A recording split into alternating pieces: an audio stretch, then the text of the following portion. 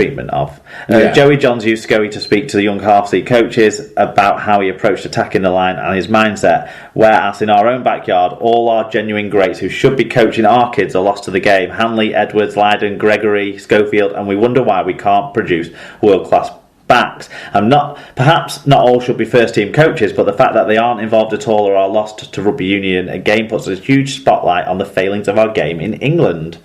I agree with that last sentence. And sometimes I agree with Gary Schofield, but it's like one of those rare moments. But I do sometimes think he does a lot. Whilst he's obviously got history, and you can't take any of his achievements in the game away from him, that notwithstanding, I do feel like sometimes he says things for the sheer provocation of it and for the spotlight that it will draw to me, rather than perhaps actually thinking them or thinking things through particularly well. And sometimes it's just a case of, I will be controversial for controversy's sake, not necessarily this is what I genuinely feel and this is how I back it up, X, Y, Z. Oh, I think he genuinely feels a lot of the things he says, right, but he doesn't genuinely think about some of them beyond it'll create a stir, it'll get clicks, it'll get reads, or it'll get my name talked about, or whatever.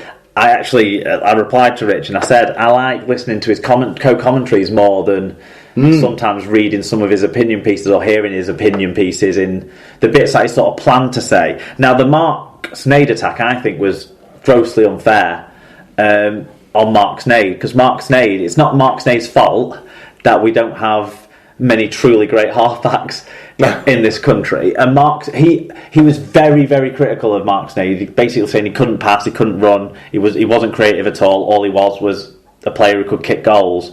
Well, there's other players who you could label some similar things at, who've gone on and won numerous trophies because of their ability to lead their sides. Yeah. Mark Sneyd maybe isn't quite the leader of some of those other types of people, people like Matty Smith, or even stretching it, Kevin Sinfield, who wasn't always the most skillful player in a game. No. But, brought game management and led his teams. Super. Mark Sneyd hasn't missed a kick yet this season. No, he hasn't. A goal. But anyway, the point is, Sneyd isn't the problem that Schofield's talking about, so he shouldn't have singled Sneyd out, or other halfbacks that he singled out for personal criticism about the way they play the game. No. Because Mark Sneyd is not a shit player. He's also not a top international star in the making. He's somewhere in between, and that's okay for him to be somewhere in between and be occasionally brilliant in the Super League and occasionally drab. Do you know what I mean? Yeah, that's his level. Yeah, he's on the outer fringes of the England setup as a halfback, and I think that's where he will remain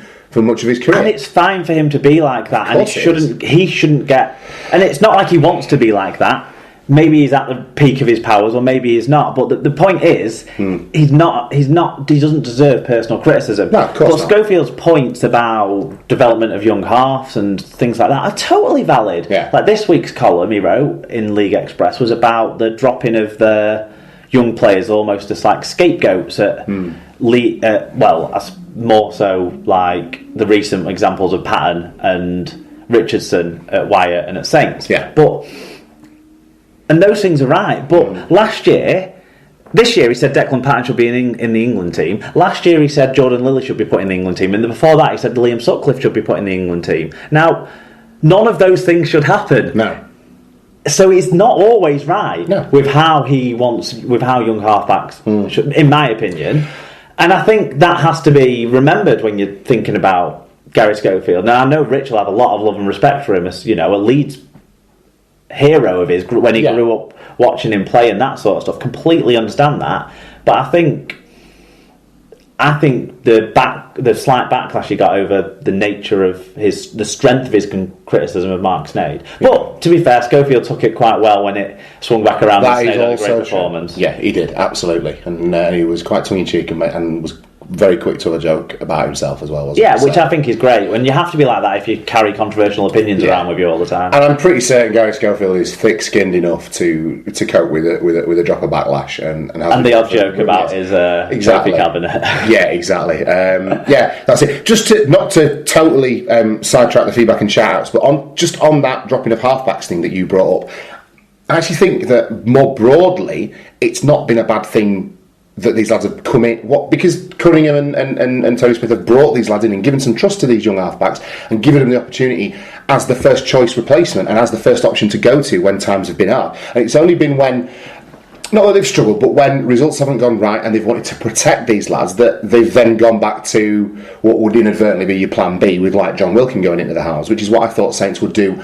Immediately when Matty Smith was injured, I thought, well, you'll see John Wilkin in the halves. And Kieran Cunningham hasn't done that. They have given these kids the opportunities, but now it's about not putting them in a Jordan Sigismo-esque situation from last season, where suddenly you undermine the confidence of these kids by overexposing them. Do you see what I mean? If anything, both Warrington and St Helens have shown that the kids weren't the problem, so any blame that was being attached to the kids from any quarter at all has rapidly fallen away after the performances of the weekend. So exactly. But no, Schofield has some good points about development of young halfbacks, but then he goes too far by putting them all in the England team when they have two good games. So, there's got to be a balance to strike. There you go. Okay. Giant Charging Seagull at PaulMac_78 is changed his... Why does he think... Well, Giant is the Huddersfield Giants.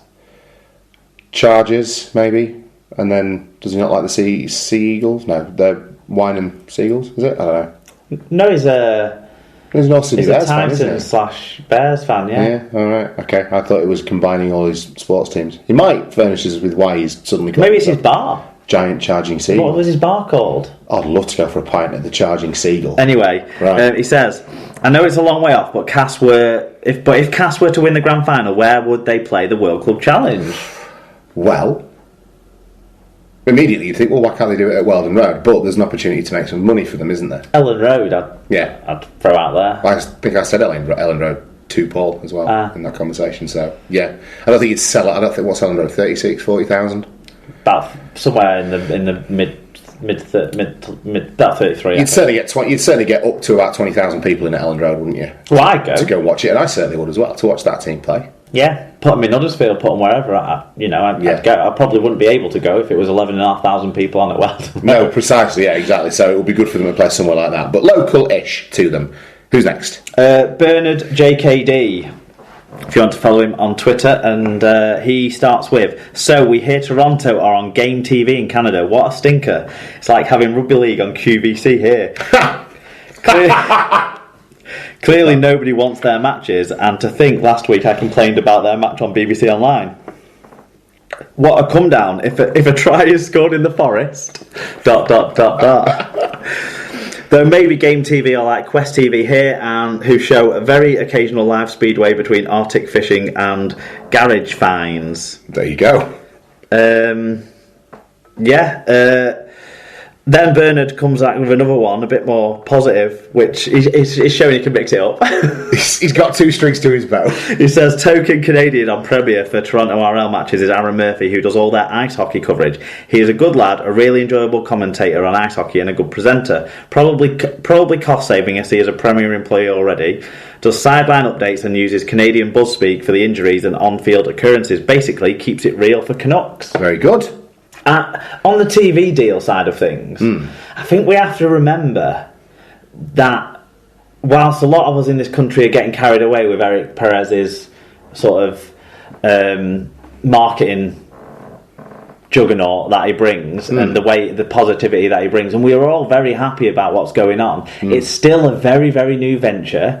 It's still League One, the third tier in our country, which is comprised of mostly, all but Toronto are very much semi-pro sides. Some of them basically that haven't existed for a very long period of time, and it's to be criticising any sort of television coverage of it, I think is a step too far. What we would hope is that it'll grow from the start. The fact that it's only a 1-year deal with Game TV shows that they think when we step up a level, we will be able to sell it to a bigger market than when we step up a level again. And don't forget, it's a national television channel still. Yeah. So it is available on all, your cable services or whatever, from what I understand. Or at least, you can get it everywhere across the width of Canada. Yeah. So there's still a chance of people tuning in, and absolutely, and they'll know how to get hold of it when they catch the rugby league bug. No, I agree with you. I think there'll be a 1, 2, 2.5, and 5 year plan at Toronto, which will involve their media exposure and their exposure to television, and the ambition to attain a progressively better TV deal as they build up, it would be foolish to expect they would be getting 11,000 plus crowds and, mega bucks TV deals in year one. It's just not going to happen that way. What needs to happen is they build slowly from where they are now. On the TV coverage, I like that they are involving the other clubs as well. Like, so they had an interview with Whitehaven's director of rugby at half time and that sort of stuff. It's not just about the Wolfpack, it's about the sport. Yeah. And I like that they're taking that approach. That's it. And that will broaden the knowledge of your Canadian coming in with relatively little ground knowledge, foundation knowledge of rugby league as well. It'll help them learn to love the sport more broadly too. Yeah, but interesting points as always, Bernard, so thanks for those. Sarah McKenzie says, doing a happy dance whilst walking down the street, getting Tommy Martin right without any clues on the trivia quiz. Bravo, Sarah. Great work. Yeah. Got an NRL theme to this week's trivia quiz. Yeah, I don't like this anymore. Off the back of 4 English players being captains of their NRL side on the weekend. I am looking forward to, in about 2.5 hours' time, looking like a bit of a prat. Carry on. Paul Ludo Lewis says, so last week Mark was watching the Bulldogs game in glorious sunshine. He goes upstairs for a shower and it starts raining on his TV. I think we've just found the Evan Almighty sequel that no one has been waiting for. Yeah, really no one is waiting for that at all. Is that the Steve Carell vehicle where he's somehow God? Well, there was Bruce Almighty, which was Jim Carrey, and then Evan Almighty was kind of a sequel to that, right? Where Steve Carell was very briefly, or was like a supporting character in Bruce Almighty, but by comparison, Evan Almighty and Bruce Almighty are like not chalk and cheese because they're obviously both comedies with the same sort of theme, but Bruce Almighty is vastly, vastly better than Evan Almighty. Oh, right, okay. Much, much funnier. Okay. It's the law of diminishing returns with, comedy sequel. Well, when really is a comedy sequel better than the original? I think the Naked Gun stood the test of time. They've all stood the test of time, but they're not super... Police Academy 9. There you go, right. See, there you go. Well, that's that. I don't even know if it got to 9. Anyway. I think it flew past 9, mate. I reckon they're probably still churning them out. Just Chevy Chase in a room with that bloke who does helicopter noises. Okay. Tim Griffiths got in touch finally by email at superleaguepod@gmail.com if you want to do that, guys. He says, cover versions for anyone with small humans who want something different. I love Rockabye Baby, which is a group who've recorded hundreds of lullaby versions of rock and pop tunes. I haven't had a chance to check that out, but I will, because that sounds like it might be a novel way of looking at things, and if you've got children on the way, that could be a good way of escaping some of the monotony of, and believe you me, they are monotonous, those little plinky plonky toys that they all have that play certain songs and over and over and over again, just gradually earworm the way in and cause you to be quite distracted, shall we say, by the noise they make. Would you like to hear what a stalkery weirdo I am? Yeah, sure, go for it. Why don't we finish off with feedback and shout-outs with stalkery weirdness? Right, okay, because, do you ever do something and then just cringe? So all the time. I did, and I felt really bad. Every time I make any sort of mistake at any point in my life, yeah. Right, well, this wasn't a mistake, and the bloke involved was an absolute gent, and I'm certain this is me probably overthinking a little bit, but I felt a bit stalkery and weird after I did it. So I was on LinkedIn for work trying to find the name of someone who worked at a certain hotel.